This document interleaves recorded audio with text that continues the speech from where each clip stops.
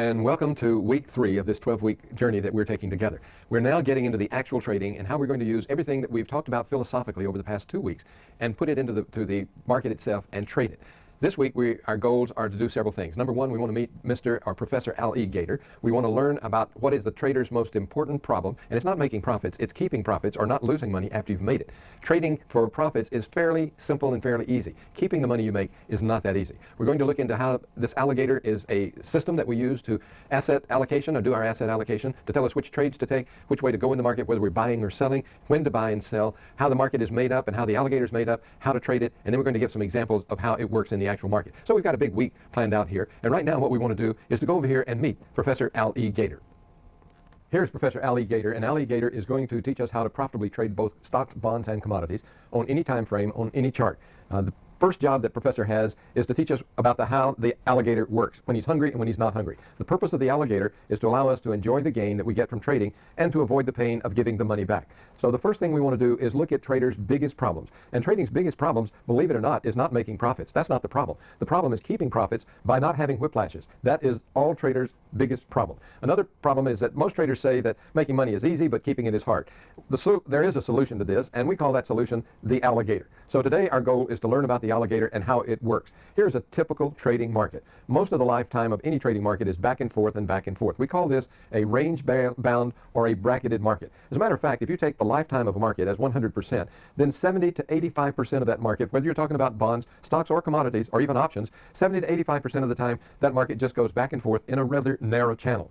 Only about 15 to 30% of the time does the market trend. And we call those blind chicken trending markets. My grandfather used to say that even a blind chicken every now and then will discover an ear of corn. So if you buy here and get out there, we call that a blind chicken trade. We don't want to miss those, but the most valuable part of this whole chart is right down at this point here, at this last trend change. And that's the point we're looking for. And those blind chicken or trending trades only happen about 15 to 30% of the time. So this is a typical trading market. What we want to do in this market is to stay out of the market during this range-bound bracketed period and be in the market heavy when that trend starts to move. And the key to doing that is the alligator. Then the question comes up, what is the alligator? Well, 3 things. The alligator is an integrated approach to monitoring the market's momentum. And remember that it's momentum that moves the market, not the price. Second thing is it's a simple indicator to trade only with the current trend. If we're trading against the trend, we call that feeding the alligator. We don't want to do that.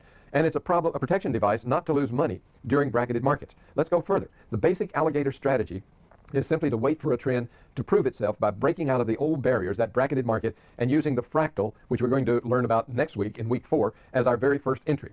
The second strategy is to stay out of the market when the price is inside the alligator's mouth. In other words, when the alligator is asleep. And the third strategy is a basic stop would be when the price re-enters the alligator's mouth. So here it is, very short and simple. An alligator likes to sleep. In fact, it spends most of its life sleeping, just like the market. And the longer the alligator sleeps, the hungrier it gets. And when the alligator starts to awaken, what it usually does is stick one nostril up above the water, if it's in the water, and smells for some meat, either some bear meat or some bull meat. Same thing with the market. When the market is sleeping, when it's in these bracketed markets, when it starts to awaken, it then decides which way it's going to go up, whether it's going to go up or whether it's going to go down. If it's going up, obviously we want to buy. If it's going down, we want to sell. So today, in addition to your reading about the alligator, our big goal today is to understand how the alligator's behavior mimics the market's behavior, or maybe the other way around. Maybe the market mimics the alligator's behavior. So the simple rules are simply this. We want to go with the trend. We don't want to miss the trend. And the fractal, which we'll study next week, will absolutely guarantee that you're not left out of any trend. When the market's not trending, we want to go someplace else. As we said before, repeating it, if you're looking at a bunch of commodities or stocks or bonds, only a few of them are going to be moving. So most of them are going to be asleep. So if you see a whole herd of alligators, most of them are asleep, then 1 or 2 will awaken and they start looking for food.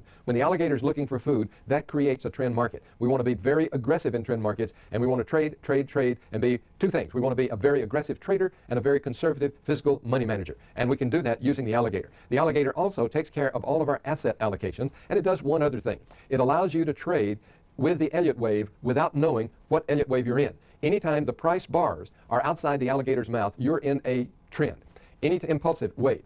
Anytime the price bars are inside the alligator's mouth, you're in a reaction wave, you're in a bracketed market. So we're doing several things with the alligator. We're taking our asset allocation problems to him. He's going to solve those. He's going to tell us when to get in the market, how to get aggressive, when to get aggressive. He's also going to tell us when to take profits. So the alligator is going to be our very best friend in the market. This is our structure. This is our underlying structure of the market. And it's based on momentum, not on price. And the market runs on momentum. For example, if you have a bowling ball in your hand and you roll that bowling ball down the street, it's the momentum that keeps that bowling ball going. If it hits an incline, it's going to slow up until gravity takes over. Then it's going to turn around and go back the other way. In the market, we call that a change in trend. But the instant that this bowling ball starts to slow up, from a physics standpoint, it's really accelerating in the opposite direction. It's as if you were in a car and approaching a traffic light. Your momentum is still forward, but as you start to put your foot on the brake, from a physics standpoint, you're really accelerating in the opposite direction. So this week we're going to show you how, by using the alligator's momentum, we're going to be able to, in effect, read tomorrow's Wall Street Journal or today after tomorrow's Wall Street Journal today. Can you imagine what an advantage that's going to be? So I hope you're a little bit excited now that we're getting into the market and getting to the underlying structure of the market with the alligator. Remember to do your morning pages and your AT, and tomorrow we're going to learn more about the anatomy. We're going to take a course in Alligator Anatomy 101. We'll see you then.